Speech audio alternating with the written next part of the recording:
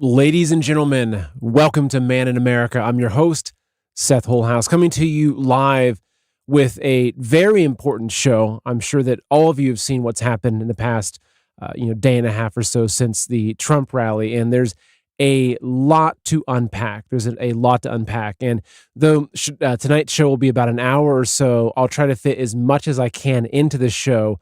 But I could probably do about 5 hours looking at everything because there is just so much information coming out every minute or so, which really brings me to my first point with this is that it's really, really important that as we're trying to understand what really happened, because of course it wasn't what we thought. It wasn't just some random event that just snuck past the specialists, the security and secret services and everything. It's really important that we keep very level-headed and we just wait to jump to conclusions.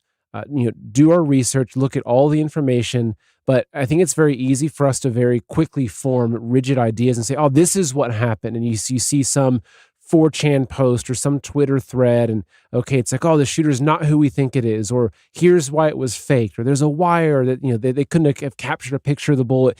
Any number of things that will cause us to jump and form a conclusion.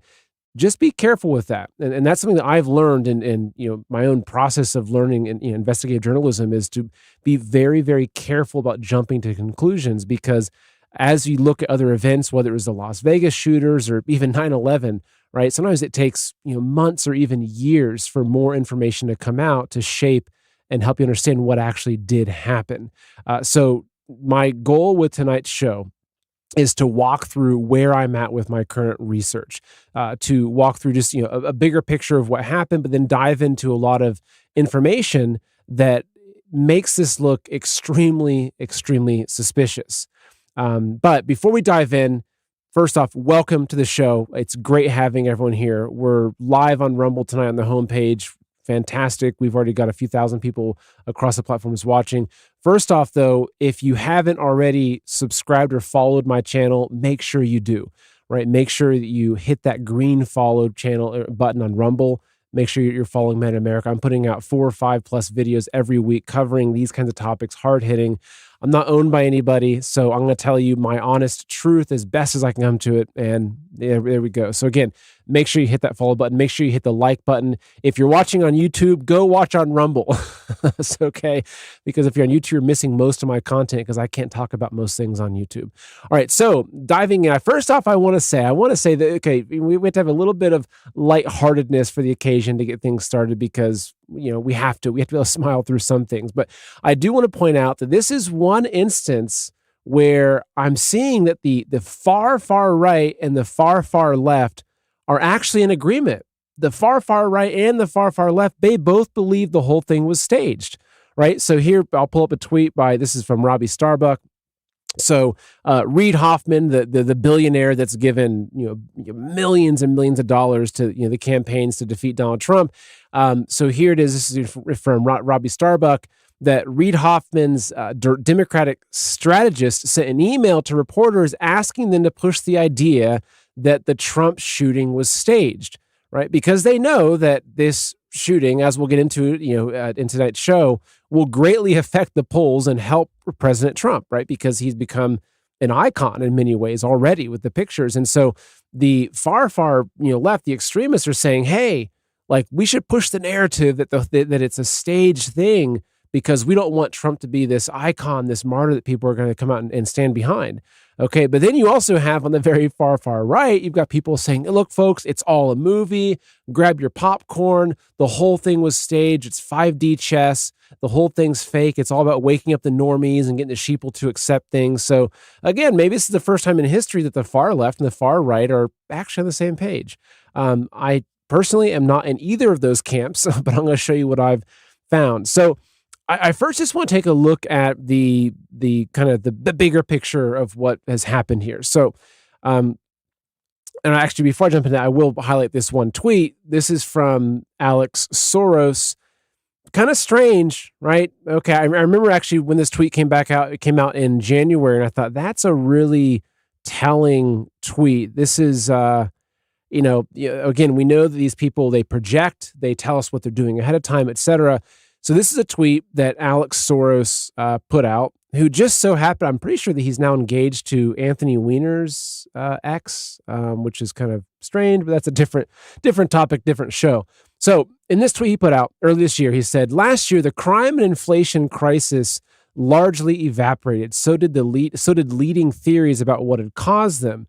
So kind of a strange thing, but he's got a bullet hole and he's got a picture of $47. Okay. So a bullet hole, 47.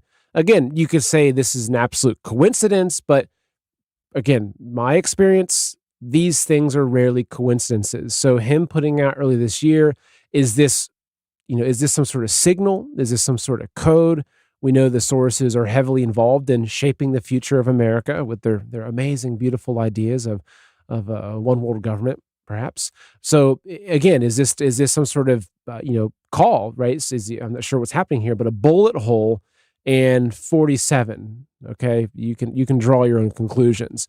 So getting into what's happened here. Okay, I first want to just take a step back and look at what happened. I'm not sure if you've seen this yet or seen a map yet, but I want to paint the picture so that way we're all on the same page in terms of where things were at, of where this all unfolded and how it unfolded. Okay, so I'll do my best to kind of zoom and point here. So President Trump, this is where he was center stage.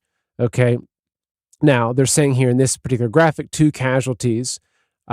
2 in the audiences, the 2 stands next to center stage. So we've got President Trump center stage on that rectangle there.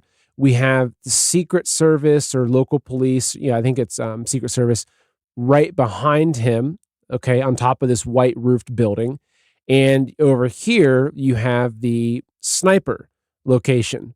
Now, the sniper location is on that building. You can see, if you were going to be a sniper and do this, that would be the place where you'd want to go right there. Like, that's it. It's a great location. It's only 130 yards. Okay. So I'm sure a lot of you watching this show are probably big, 2A people. And, I can tell you from, personal experience and just from knowing these things that an AR-15, so, 5.56 round will easily shoot accurately at 130 yards, right? Your average guy that goes to the range occasionally does a little bit of deer hunting, though he's probably not deer hunting with an AR-15, probably an AR-10 or, a 308 or whatever. He will tell you that, from 100 yards out with a decent, a half decent scope, honestly, even with iron sights, a lot of people 100 yards out have no problem hitting target. So 130 yards is a very, very achievable shot for someone who's halfway decent with a gun. And we'll get into some ideas and some theories about the guy that was the actual shooter and whether it was him or somebody else, because there's been some speculation that there's some stories about how this guy was not accepted into the high school shooting club because his accuracy was so poor. But to me, that really doesn't say that much, because 6 months of dedicated training, you can go from not knowing how to use an AR-15 to actually being a pretty decent shot if it's something that you really care about, right? If it's your goal to assassinate a president that you hate, even a couple of months of hardcore training can turn you into someone that could actually do that, right? So let's just establish this. So here is the location we're looking at. This is where it all unfolds. Okay, now here is a picture of the sniper on the roof. Okay, here he is. You can see, maybe you can, maybe you can't. To me, it's very obvious he's holding a gun. Okay, you can see it shouldered up against his right shoulder. It's obviously probably an AR platform gun. Maybe it's an AR-10, maybe it's an AR-15, doesn't really matter. It is a long rifle. It is a gun. He's not holding a shotgun. He's not holding a pistol. He's holding a gun that could, again, very easily take down a target 130 yards away. Okay, so I want to first step into just the overall idea of the failure of the Secret Service, because to me, this is the first giant red flag in this overall, kind of discussion, is that the failure of the Secret Service to protect Trump, it was either the most gross negligence or an inside job. It's either or. It's either they screwed up so bad and they were so sloppy that they allowed this to happen, which is highly, highly, highly unlikely. Now, even though if you look into what was happening with the Secret Service during this rally, so for one, according to some research I did, a lot of Trump's core Secret Service, people, his core team, weren't actually at the rally because I guess they've been working 7 days a week nonstop, and a lot of them were actually taking a rest at this rally, right? So Trump does a lot of rallies. You could see, okay, maybe they were tired. That might make sense. Now, the other thing is that so they were staffed with a lot of kind of almost like temp people. Now, what's also strange, though, is that Jill Biden just so happened to be at her own speaking event that was somewhere in the relative region. And that took a lot of the resources, right? So the Secret Service, which is a multi-billion-dollar agency, so Jill Biden, now understandably so, she is the first lady, so it makes sense that now if it was Michelle Obama, okay, it wouldn't make sense, but it makes sense that maybe some of the resources were assigned to Jill Biden. But the coincidence of her at the same time, is it a coincidence? I don't know. Right? You be your own judge for that. But we know that the Secret Service was very limited. We also know, if you look into the woman, I forget her name, she's the head of the Secret Service. She was appointed by Biden. She's a woman that worked at PepsiCo before, right? Now, just because she worked at Pepsi doesn't mean that she knows nothing about security. I mean, she could have been the person in charge of the president and the executive team of Pepsi's security, right? Now, I would probably trust a Green Beret or a Navy SEAL or someone that ran teams in Afghanistan a lot better than I would trust a Pepsi executive. But okay, we also have seen there's a lot of videos going around that this woman seemed to be very focused on DEI hires, right? So one of her goals was to have, I think, 30%, have a 30% Secret Service staff by 2030, I think it is. So you have to ask yourself, okay, what's the focus? Why is that even a concern, right? Like, why do you care? Like, that your goal is to have 30% women in this particular job. I mean, to me, it's stupid. It's honestly, like, there's no way around it. It's like you pick the best person for the job. It doesn't matter what's between your legs. You pick the best person for the job. But that's a whole different story. So I want to jump into, because I found a few different expert people that were giving their analysis on this. And I want to present what they've said because it's actually very, very helpful. So right here, this is a thread. This is a guy named Coach Bruce, right? So this guy that he wrote, what I think is be a very helpful, kind of long post here on Twitter. So he says that he used to work in military intelligence. I'll read this for you. He says, I used to work in military intelligence. My take on the Trump assassination attempt today. The guilty parties are definitely, one, the counter snipers and spotters assigned to cover these specific rooftops, and two, the team leader responsible for all the pre-planning and assigning lines of sight. Now, I've got an interview with a Florida congressman where he gives more details on what's being said here. So this Coach Bruce says there is a 0% chance that a standard sniper spotter team tasked with covering such a critical direct LOS line of sight rooftop did not spot a man crawling for over 2 minutes on an exposed rooftop with a rifle. The shooter's approach was amateurish. It wouldn't even pass basic training. He was fully exposed, even visible to the public, which we'll be getting into, on a critical rooftop and extremely slow. Drone surveillance is also standard procedure. Added to this, you have the members of the public pointing out the shooter. The only reason not to spot this shooter is that it was willfully ignored by the assigned counter sniper spotter, or a portion of the total area was to be covered was deliberately excluded by the event team leader, or sniper spotters were misdirected. Willful allowance is much more likely. From the video footage and the audible gunfire, it also appears that the designated counter sniper had the shooter in his line of sight, but specifically waited until the first few shots were fired before neutralizing him. It was sheer luck that the shooter was missed. Civilian incompetence is always the risk when passive facilitation is chosen. The shooter was allowed to do it. Inside job.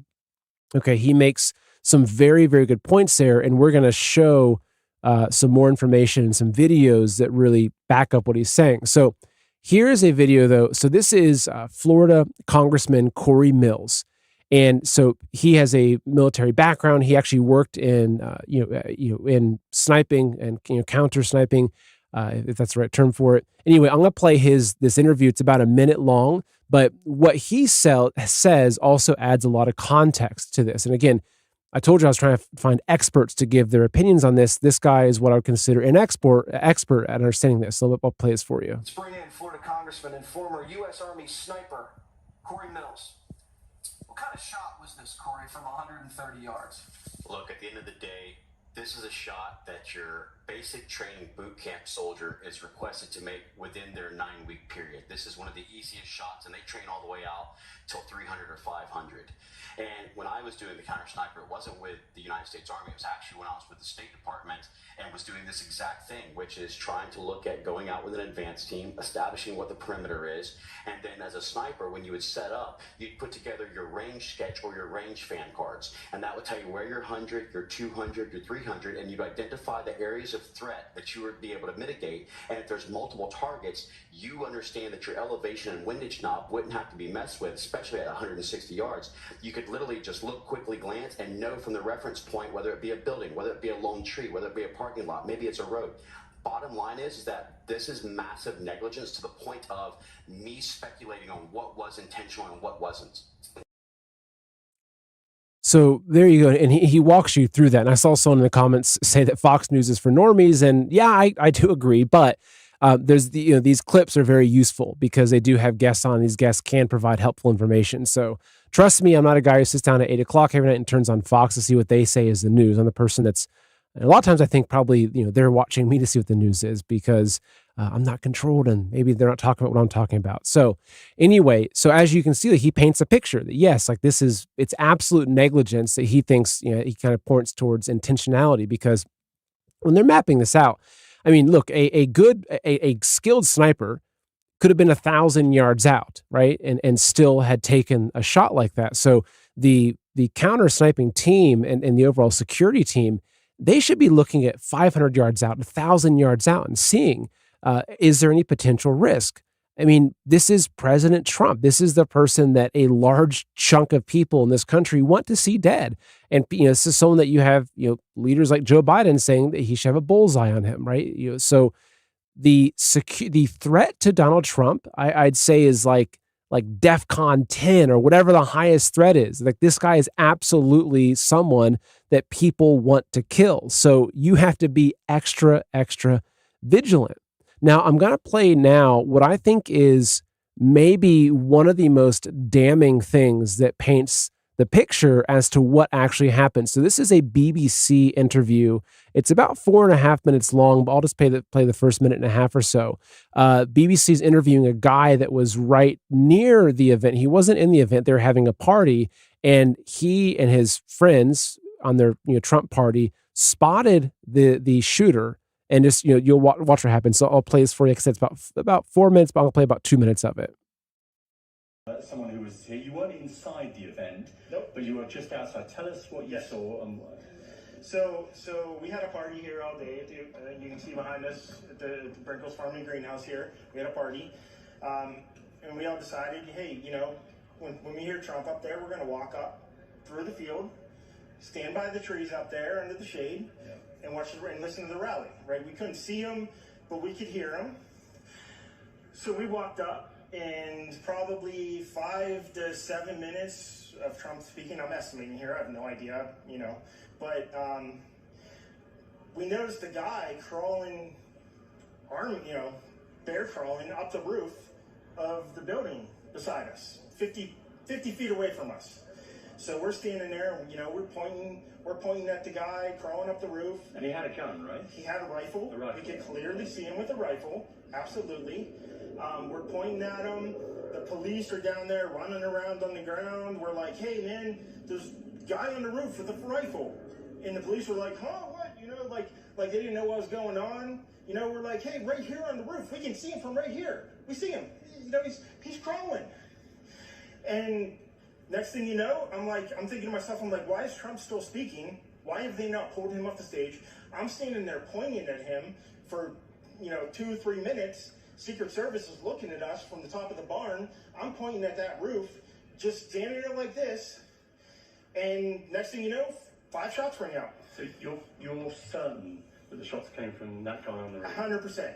100%. And he was up there for a couple of minutes? He was up there. You saw him up there for a couple of minutes? Absolutely. At least 3 to 4 minutes. And you were telling the police and the Secret Service? We were telling the police. We were pointing at them for the Secret Service, who were looking at us from the top of the barn. They were looking at us the whole time when we were standing by that tree. Could they see binoculars? Could they see him? Probably not, because the roof, the way the slope went, he was behind where they could see. But why is there not Secret Service on all of these roofs here? I mean, this is not a big place. Did you see, I mean, obviously everyone, when the shooting started, everyone was very panicked. Did you see what happened to him at all? Oh yeah, they blew his head off. Okay, sorry. Secret Service blew his head off. Okay, just be careful because we don't quite know who's watching, but you're pretty sure they shot the guy? Absolutely, 100%. Okay. Yep. You saw that happen? Yep.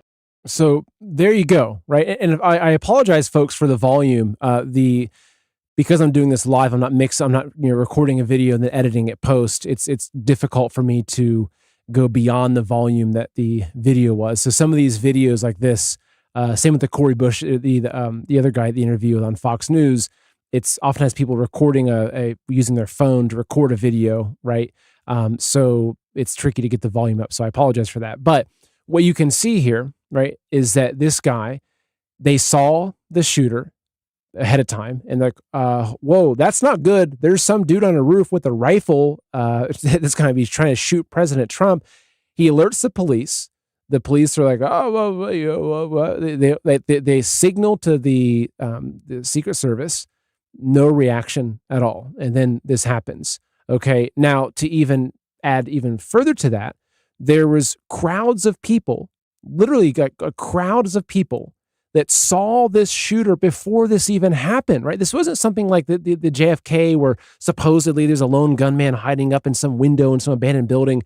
This dude was sitting in a place where the people that were attending the rally saw him sitting there, right? That picture that I sent you, I showed you, let me see. Let me pull it up really quick again. This is a picture of him, right? This was taken, okay? So this is probably just a screen grab from someone's camera. Like this is what people saw. Some guy laying on a roof in a prone position, taking aim with a rifle towards President Trump. So now here's the actual video though. Okay. So again, I apologize if the volume is kind of low. So here we go. We've got how they describe 50 people pointing and yelling, look at that guy on the roof for several minutes and the Secret Service did nothing. All right, I'll play this I'm going to play it twice. It's about 50 seconds long, okay? Watch this. He was doing the job. I wouldn't even be doing this. I'd be at some beautiful places. Look, they're all pointing. The Atlantic, maybe the Pacific. Yeah, someone's on top of the roof. Look. There he is right there. Right there, see him? He's laying down. See him? Yeah, he's laying down. Instead, I'm here with you fighting like hell to get a Senate. What's happening? And to make sure we take back the White House, because if we do, we're going to make America better than ever before. We're going to make it. Yeah, look. There he is. Easy, because we have millions and millions of people in our country that shouldn't be here. Dangerous people. Criminals. We have criminals. We have drug dealers. We have people that should not be here. On the roof. It's much tougher than it happens. You went flat on the roof again. He was doing the job. I wouldn't even be doing. What's happening? And to make sure we take back the White House, because if we do, we're going to make America better than ever before. We're going to make it. Yeah, look. There he is. Easy, because we have millions and millions of people in our country that shouldn't be here. Dangerous. So you can see, right? I'll go back just to this frame right here. Like you can see how visible this guy was. I mean, there he is. This is just some person with probably an iPhone or a Android or whatever, just doing a crappy zoom, and you can see. And they're yelling, officer, there's somebody on the roof. Now, there's also a story as part of this, which I don't have a tweet about, but basically what happened is that someone, a police officer, literally walked up a ladder, saw this guy sitting there with a gun, and decided to go back down the ladder, right? So instead of drawing his own gun and basically addressing this guy, the police officer then went back down. The shots were fired shortly after. So this is like Uvalde level stuff where the police are sitting there like, so So why is it that the police aren't doing something? Like, I know a lot of police officers, I got friends that are police officers, and they don't wait for stuff. They know that every second matters. So especially if you're a police officer that is on duty at a Trump rally, why would you not try to neutralize the guy, right? So the police officer walks up, he climbs the ladder, he saw the guy, and then he's back down the ladder and has left him there, which doesn't make sense at all. I mean, the coordination behind this, it's hard to piece it together, which is also why I said at the beginning of the show is that, hey, wait before we draw our conclusions, because there's so much information coming out that we have to try to piece together. So here's a good post. I'll pull it. This is from Luke Rudkowski, who is the We Are Change, great guy. I've met him a handful of times. He goes, so let me get this straight. One, the shooter at Trump's rally was spotted acting suspiciously near the event. Authorities announced over radio to keep an eye on him, and this info was passed to Secret Service. And this is like in CNN, they said this. Okay, 2, the shooter made it to the roof with a full rifle kit as 2 witnesses saw him, and they said they were telling authorities and screaming about him for an estimated 3 to 4 minutes, BBC. Right, so that one, I think he's referencing the one guy with the funky Trump hat with the orange hair that we saw, and that was just one of other, many people. We also saw the video I showed you where it wasn't just 2 people; it was a lot of people that saw some guy on a roof. They tried to get the attention of Secret Service, and nothing was done. Okay, 3, a standard sniper spotter team asked with covering such a critical direction waits an estimated 42 seconds after looking directly at the shooter, allowing him to take 5 shots at Trump. So I'll play this video for you next, because there's a lot of damning evidence, but this is probably one of the most damning pieces of evidence is this exact video. Okay. And then 4, the Secret Service decides it's okay to keep Trump on stage for an extended period of time where he's able to face and actually address the crowd with an active shooter. Okay. Which doesn't make sense at all. And then 5, Secret Service didn't think of securing the high point and advantage area over the event. And he says, yeah, what do you think really happened here? So the point that he made, and again, this is another really, really important video for understanding this, is right here. Okay. So I'm going to play it for you, but I'm going to walk you through what's going on here. So this is the spotter and the sniper, right? So if you've seen, like American Sniper, if you watch a lot of war movies, modern day sniping, especially, you've got a spotter and you have a sniper. So the spotter is, basically he's got a high power telescope or, a monocular or binoculars, whatever, and they're working as a team, and that's how they're so effective. Now I can tell you that, those guys on the roof right there, my guess is that they can easily hit 1,000, 1,500, maybe even 2,000 yards, right? Let's just say it's 1,000. Like, they can do it, okay? Probably 500, no problem, okay? So these are trained snipers. These aren't your average just deer hunter with his, their dad's 308. So they saw, so here's why this is really key, is because, now in the video you can't see it, but the position of the sniper and the spotter, they are looking exactly at the area where the shooter was sitting. So they're looking, you can see them looking through their scope. And I can tell you, because I've got a bunch of different scopes too, that, a scope that will give you 100 yards is like basic. They've got very high power scopes on their equipment.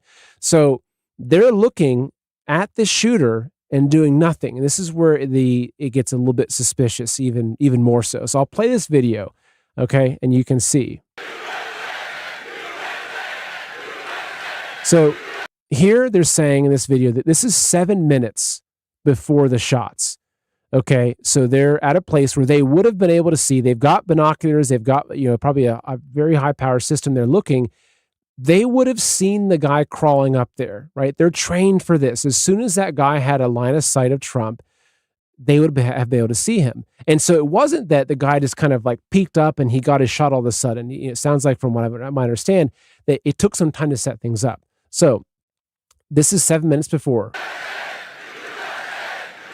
That's when I left office. That was the lowest. Okay, so here you see, they say already looking down the scope 42 seconds before the shot. So the point with this is that this sniper spotter team, they are looking through the scope and through their binoculars or monocular, whatever they're using. They're looking 42 seconds before. So that sniper, you have to imagine, that sniper has the shooter in his crosshairs.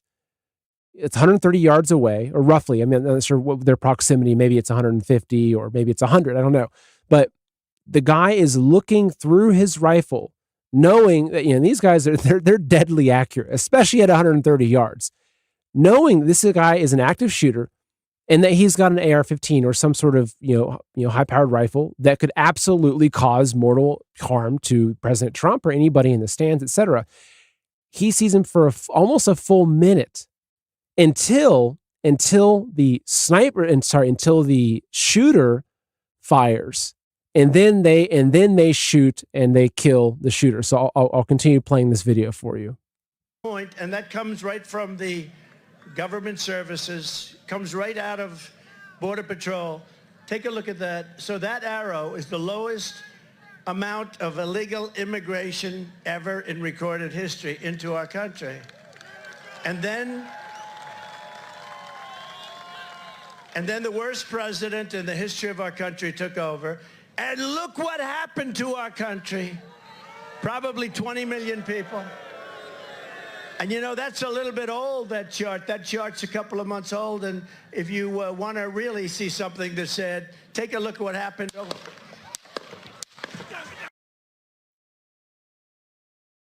Yeah, so there's a point. They didn't take the shot. Now, I will also say, I don't have the image to show you. I didn't have it prepared for you, but there is also a picture of a close-up where you can see Trump's suit jacket, and it looks like there is a hole in his jacket. Now, I don't know if it was, just something with the shadows or the lighting of the picture, but there's also been speculation that he also had a body shot that he was wearing a bulletproof vest, and so maybe it wasn't obviously didn't probably would have hurt him. Trust me, it would have hurt him like hell, right? But that if he had a bulletproof vest on, it wouldn't have pierced into and obviously entered into his body. But what you can see there again, though, is you can see that those snipers, they've got this guy in their sights for as the video shows for almost a whole minute before they then allow the shooter to take the shot, and then they kill the shooter. Doesn't make sense at all. Now, I saw that there was there's a lot of dialogue going on about this, and somebody had put forth the idea that they were kind of defending the sniper team, saying, look, they have to wait for approval for the shot, but B, that the reason why they won't just take the shot is because what if it's just an innocent civilian? Maybe they thought he was carrying. There's speculation of maybe this guy had a camera gun.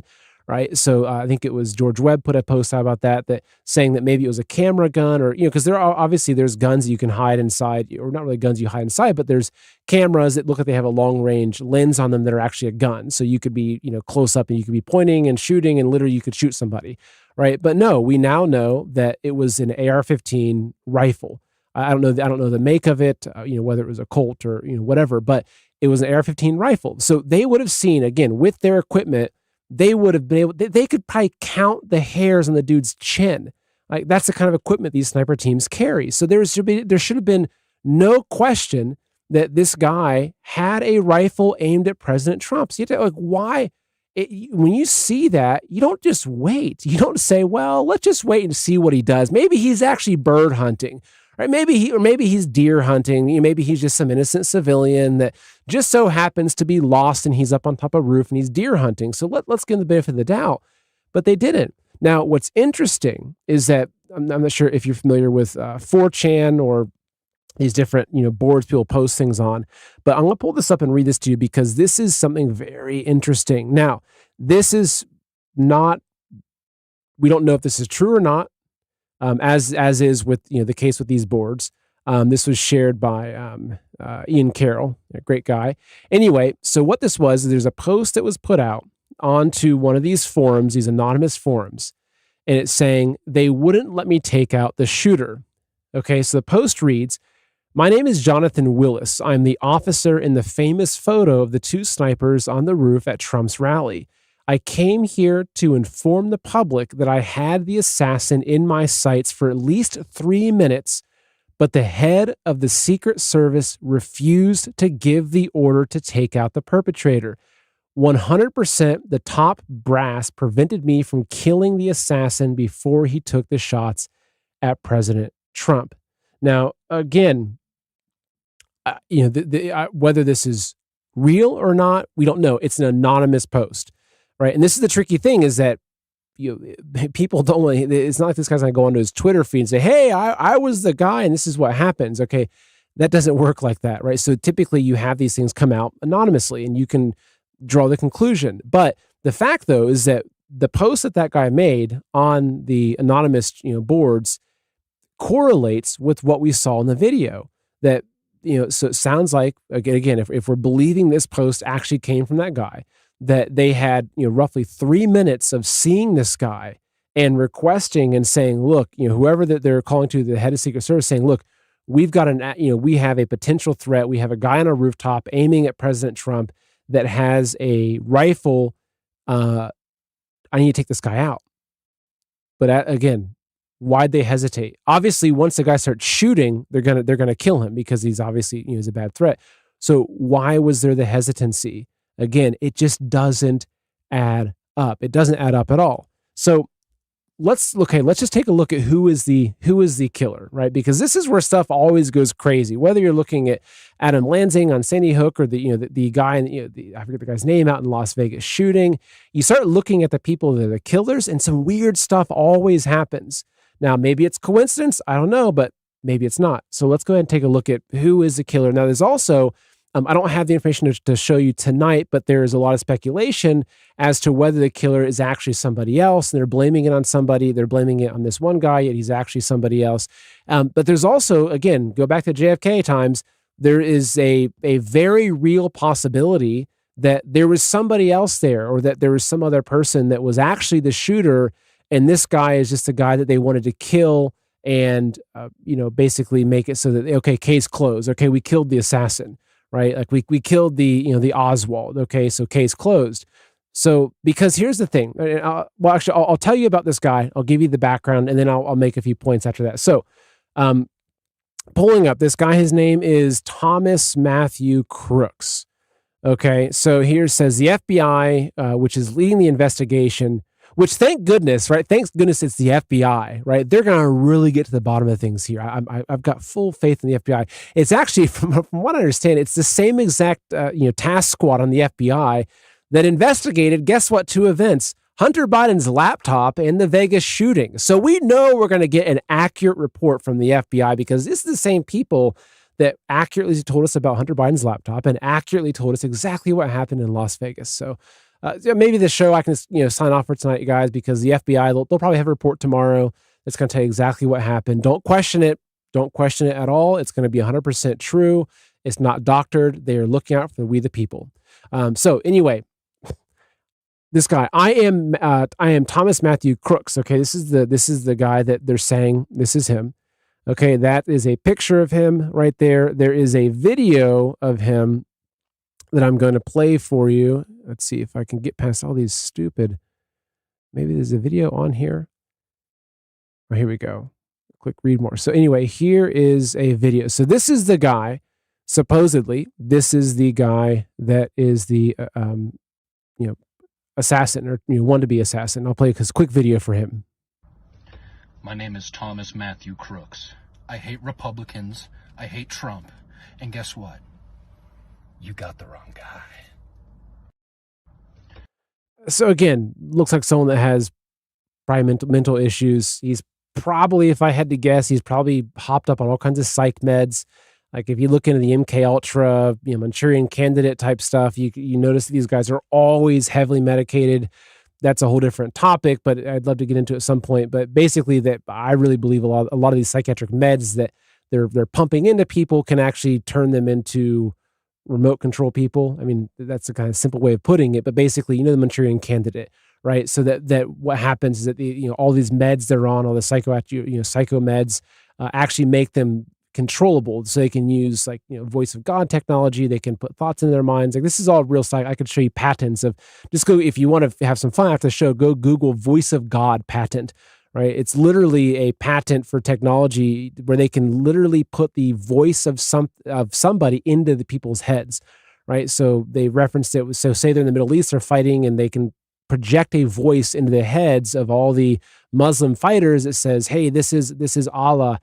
Put your weapons down and surrender." Okay, it's real technology. So now, whether he was one of those guys and that technology was being used, who knows? Okay, but I'll continue though, because what's really really strange, is that I think it was 2 years ago, this exact guy was featured in a BlackRock commercial. Okay, you can't make this stuff up. It's like the train spill. Remember the train spill, the train wreck in East Palestine, Ohio? And then we found out that actually there was the Netflix movie, I think it was a movie that was about a chemical train that blew up, and a lot of the actors and extras for the train movie about the train explosion were actually people from East Palestine, Ohio. I mean, you can't make this stuff up. So, but here though, I'll pull this website up here. Okay, BlackRock says gunman from Trump rally appeared in firm's ad. I mean, they've already admitted it too. Like they could have actually not said something about it, and nobody probably would have found out about this. But they've actually come out and said that yes, BlackRock says that the gunman from the Trump rally was in their ad. Okay, this is so weird. Now I've actually got a video of the ad. Let me see here. Where is that video? If I can find it. Maybe I don't have it pulled up for you. I was going to play it, but anyway, you can see. I guess it's not really worth playing it. If it shows here, it doesn't show here. But so, okay, this guy was literally in a BlackRock ad about 2 years ago, right? The exact same guy who ended up being the supposed shooter.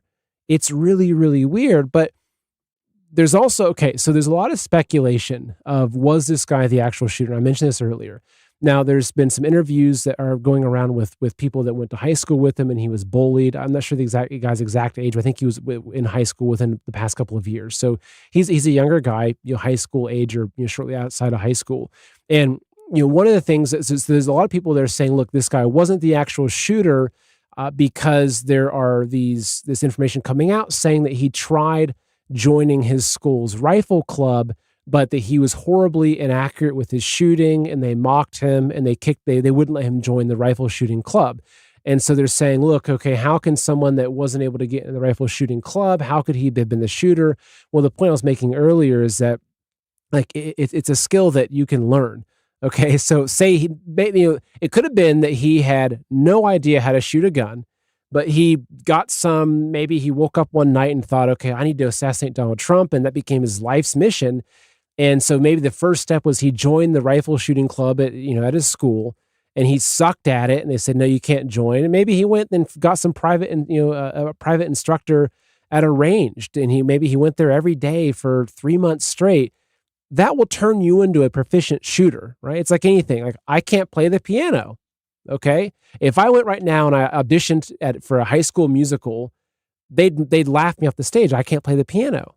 But if I went and I studied piano for a year and was dedicated to it, I could probably play the piano pretty well. Okay, this is how it works. So to me, by saying that that he was not allowed in the high school gun club, to me, it's not enough to say that that this couldn't have been him. But the bigger picture here is that if you take a step back from this, okay, you take a step back and you look at what coordination had to have happened for this to be carried out. That we're going to say if, because we don't know for sure, but if this was an inside job, if this was something that was organized ahead of time, that was set up and allowed to happen so that maybe even the police were told to stand down, that the Secret Service agents were told to stand down, if what the evidence we saw so far actually paints a picture that is true, and that there is this grand conspiracy to assassinate President Trump that includes people even within the Secret Service, which, I mean, look, now of all times, that our agencies are very corrupted, right? The Secret Service, they're still part of the Department of Homeland Security, right? This is the same Department of Homeland Security that's doing all kinds of other crazy things that are very anti-American and unconstitutional. So it is still a government agency. Now, to be honest, when I take a step back, I don't know why Trump hasn't hired his own like private mercenary group of bodyguards. I mean, I don't know. And he can afford it. Like if I was Trump, I would have a team of like a dozen Navy SEALs that are traveling with me everywhere that I go. Okay. Cause this stuff wouldn't have happened. But I don't know the rules of that. I'm not sure what that looks like. And that maybe it's a requirement the Secret Service has to be involved. I don't know. But let's just pretend that this grand conspiracy was true, that there is some sort of inside job happening here to assassinate President Trump. Why would the gunman be some high school aged guy that obviously missed? Okay. Like, I mean, it's a very fair question to ask. Okay. If we believe that that this was an inside job, and we believe that there's this grand conspiracy that they were coordinating even at the high levels of the Secret Service, if we believe that to be true, and that we believe that they allowed this guy to sit up there on a rooftop to be the one person that the entire grand plan hinged on, this like meted up, I don't know, 18, 19, I don't know how old he is, young kid, that also doesn't make sense to me. Like I can't, because so a lot of people are saying, yes, this was an inside job. They allowed it to happen.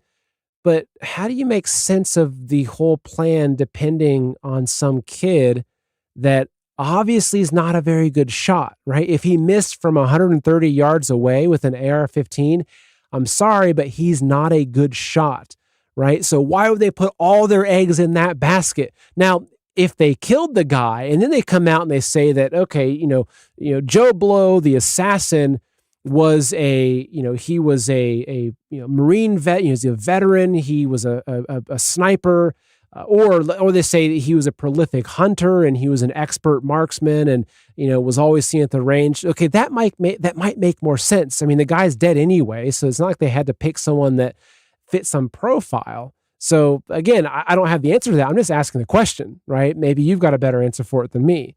But what's interesting though is taking a big step back and like, what are the ramifications of this?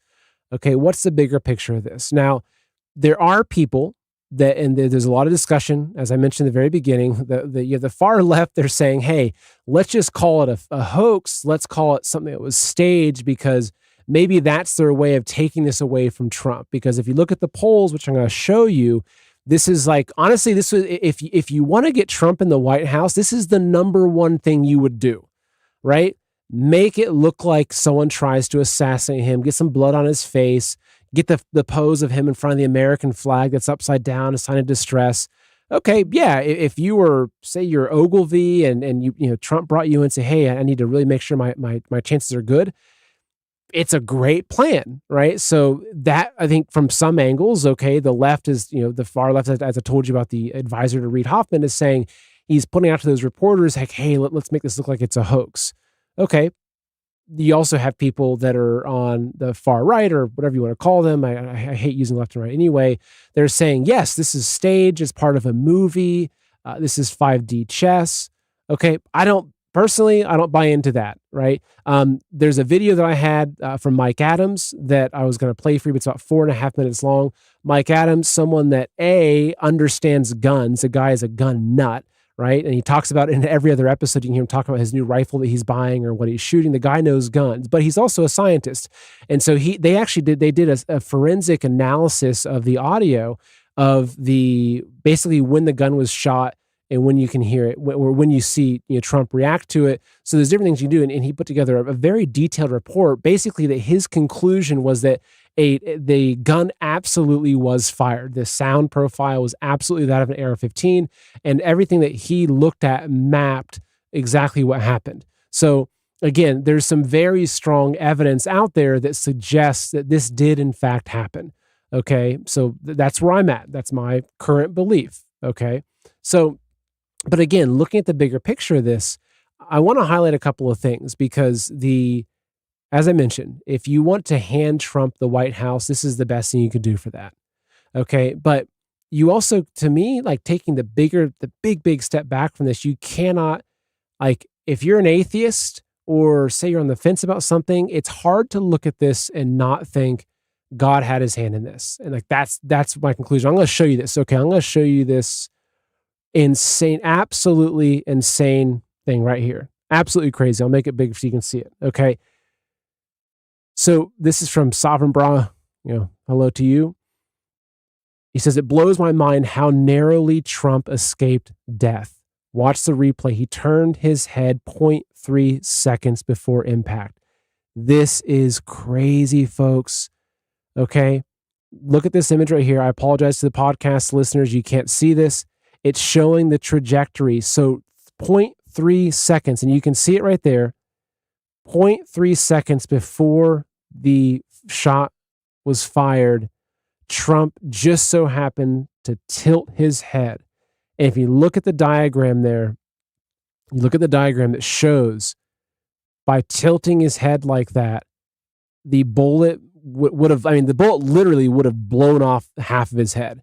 If that, and sorry to be kind of grotesque, but if this is what happened, that image right there where the bullet hit his skull, an AR, a 223 round, 5.56 round going, like hitting someone in the head, it's JFK 2.0, right? And someone also made a point about that, saying, look, they wanted that to happen. They wanted to imprint the image in the minds of the American people, the image of Trump's head exploding, right? Like a headshot with an AR-15.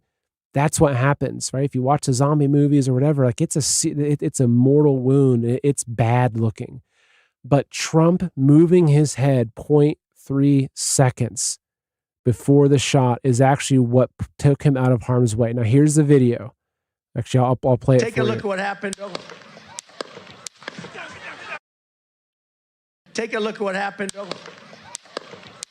You see he just tilted his head like that. Now, the other thing I want to show you, which is even just as crazy about this, and again, this to me, this is God's hand in this. Like the fact that this guy is still alive, is still living after all of this, like to me, it's like God's secret service protecting him. That's the only way I can make sense of it.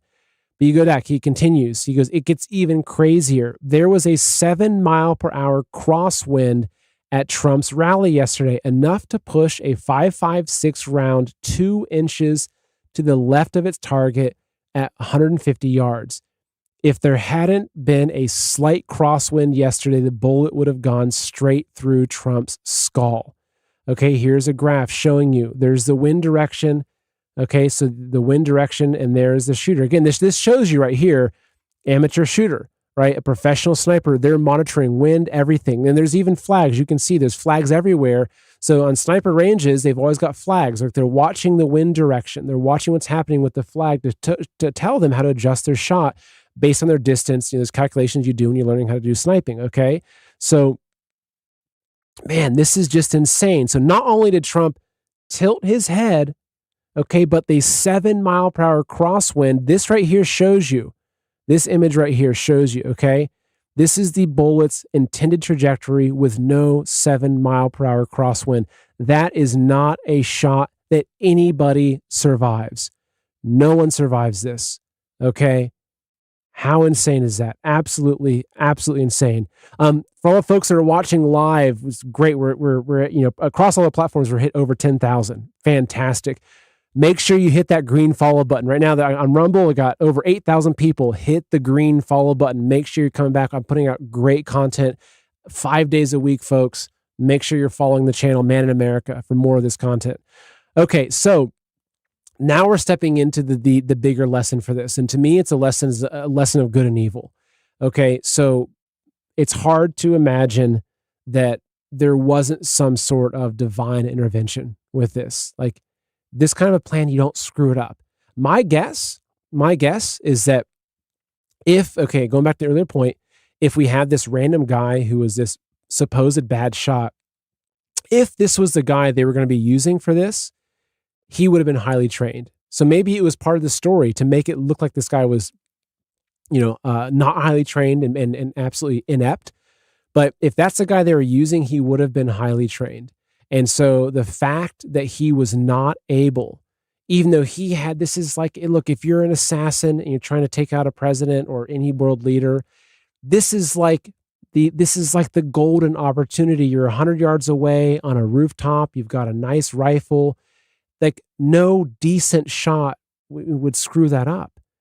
Okay. And my guess again is that if this guy was their guy, they're depending, if all the eggs were in the basket of this dude, he probably had some serious training. But the fact that it didn't work, when he had that opportunity, the fact that it didn't work, to me, there's only one word that explains it, and it's God. Now, I want to read a tweet from Ben Carson that I think is really important as we round out the lessons here. It's a tweet from Ben Carson, which I think is really important for us. He says, "I firmly believe with all my heart that God was watching over President Trump. As I said back in 2016 and again recently, I think President Trump is called for this moment in history. God is not done with our country, and President Trump cares about our nation deeply. Let us pray for our nation, for President Trump to continue to have wisdom, and for our country to unify.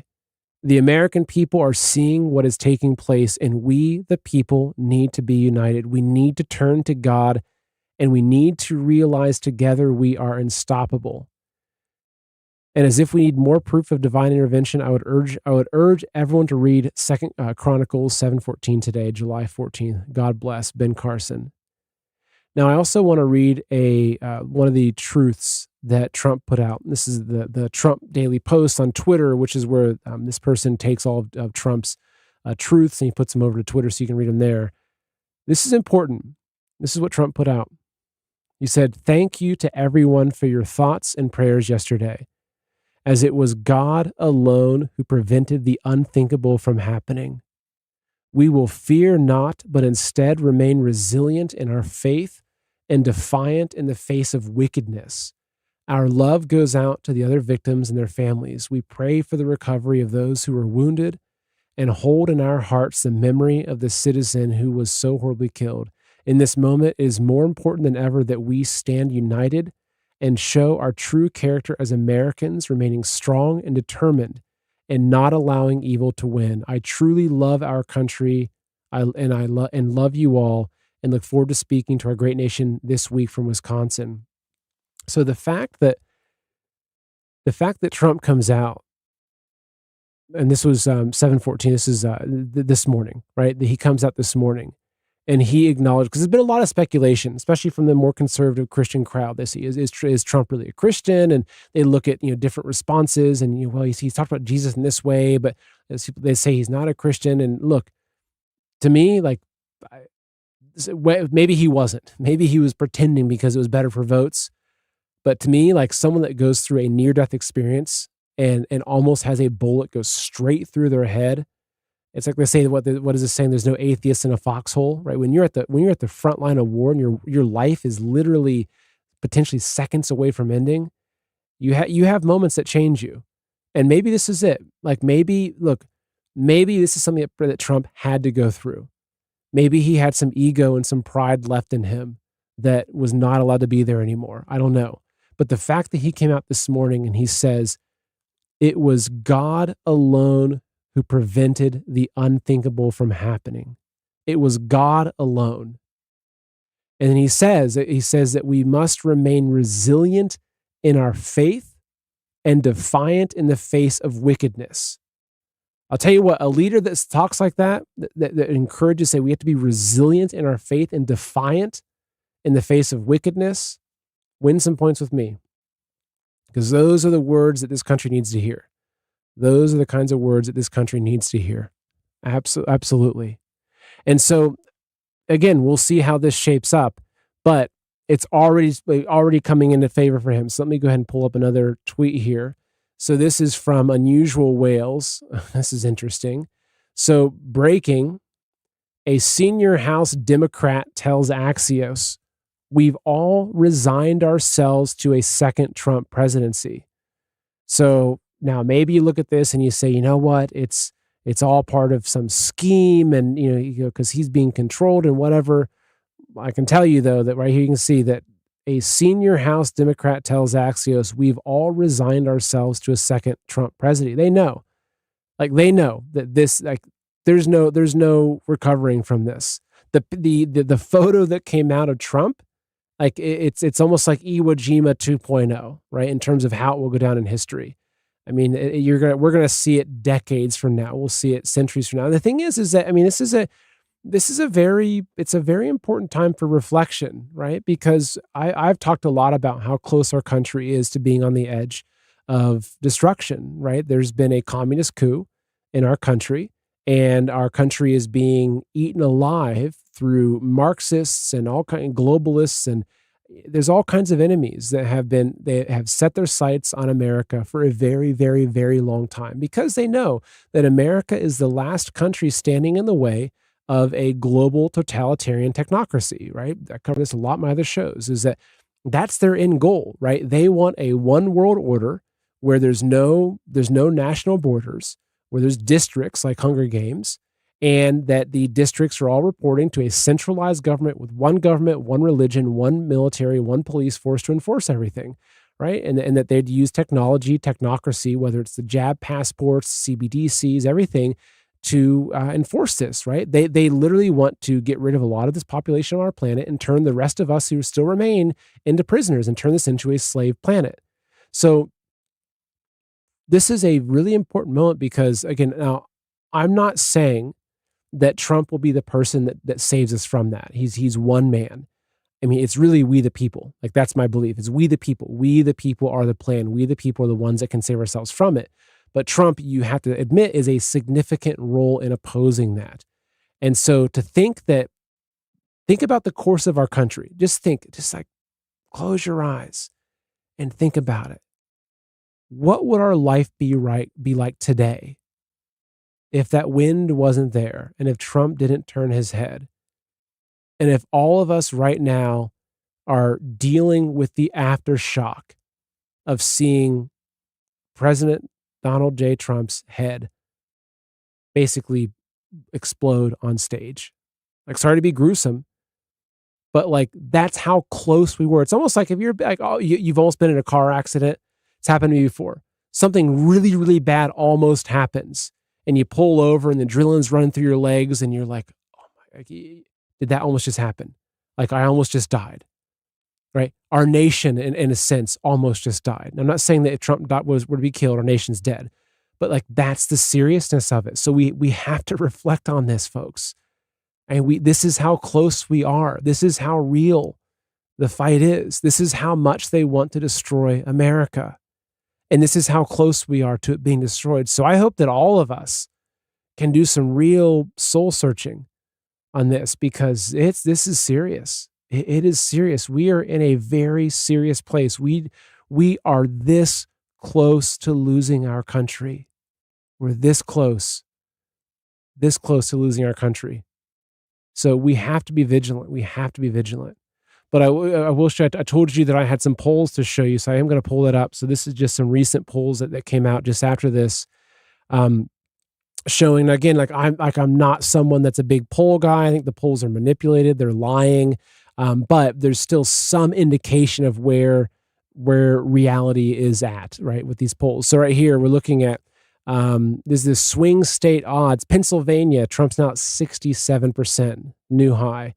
Wisconsin, Trump 65%, Michigan 61%, Arizona 78%, Nevada 79%, Georgia 77%, North Carolina 82%. These are all the swing states. Okay, now I'm not saying there's not going to be some burst water pipes and some lost USB drives, and they're going to pause the voting, or they're going to pause the counting, and there's going to be the dumps at at 3 a.m. in the mid. Of course, they're going to try all that stuff, but I don't think they're going to be able to get away with it. I think the momentum is too strong. That's my belief. I think that they can't stop this now. What's happening? They can't stop it now, and so this is where we're at. So I hope that in the grand conclusion, I hope this show was helpful for you. I'm still trying to figure things out. As I mentioned in the beginning, be careful about jumping to quick conclusions and saying, the whole thing was staged or whatever it is. Just be careful, okay? Keep your mind open, right? Like, if someone comes to me and says, Seth, I've got proof that the whole thing was staged, I'll say, okay, great. Let me take a look at it, right? I'm not going to say there's no way it wasn't, okay? So it's really important that we keep our head about us. We keep calm, we analyze, and we try to look at things appropriately. Don't jump to conclusions and make the wrong conclusions, because we have to be very, very careful. Again, as I mentioned, we're this close to losing this country, so we have to be very, very careful and stay really grounded in whatever way it works for you. Okay, for me, it's my faith. It's what all the things surrounding that help me keep grounded. But we have to.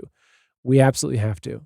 So, folks, thank you all so much for joining us. I have a few quick messages as we're ending, but I really appreciate you here. We've got just about 9,000 people just on Rumble. I haven't checked where we're at on Twitter and the other places, but this is great. We probably got 10, 12, 15,000 people watching live. Fantastic. Again, I'll remind you, if you're watching on Rumble, especially, hit that green follow button. If you're watching on YouTube, come over to Rumble and watch it with this free speech, okay? And you can get all the content I'm producing. Nothing's behind a paywall. You can join my locals community. I've got more content there coming for you. But make sure you hit that green follow button, get the next video. I thank you all for visiting. Now, as we're ending out, I just want to tell you about a movie. So this is speaking about communism and Marxism. So there's a good friend of mine, Julia Belling, who wrote a book, and now that she's making a documentary that's a really, really important documentary exposing the Marxist and communist infiltration of America. So pulling it up, here you go. It's called Beneath Sheep's Clothing. So James Lindsay, I'm not sure if you know James Lindsay, one of the smartest guys I know when it comes to communism, is also heavily involved. So Beneath Sheep's Clothing, it is coming out July 26th. So this month is coming out. You can pre-order, you can donate. It's a really, really important film. So bookmark it, okay? It's just, the URL is beneathsheepsclothing.movie. So Beneath Sheep's Clothing, or you can search for it. I'm going to play the trailer for you. That'll be my final hurrah to play a trailer for you, but it's going to be an incredible documentary. Again, the woman behind it, amazing woman. I've interviewed her before, fantastic woman. So I'll go ahead and play this trailer for you, and because you got to see it, make sure you bookmark this and come back and watch it. All right, so let's go and get this started for you. And when it comes knocking at your door, it doesn't say, "Hi, I'm here to impoverish." Here's the thing about communism. When it comes knocking at your door, it doesn't say, "Hi, I'm here to impoverish, enslave, and murder you." Oops. Try one more time. Knocking at your door, it doesn't say, "Hi, I'm here to impoverish, enslave, and murder you." It says, "I'm here to liberate you from oppression." I thought of myself as a happy kid. I had no idea that I was being brainwashed.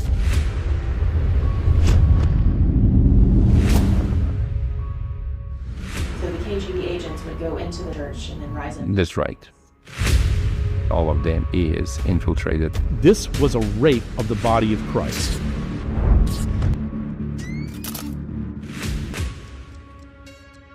You take over the colleges of education, then you take over all the teachers, then you take over all the students, and thus you get the future. He said the ultimate objective of having government school was to destroy Christianity. Those were his words. People's war means to destroy the opposing country through unconventional methods. And Khrushchev bragged about it. We'll take America without firing a shot. In other words, Marxism-Leninism ideology is being pumped into the soft heads of American students without being challenged. The result you can see.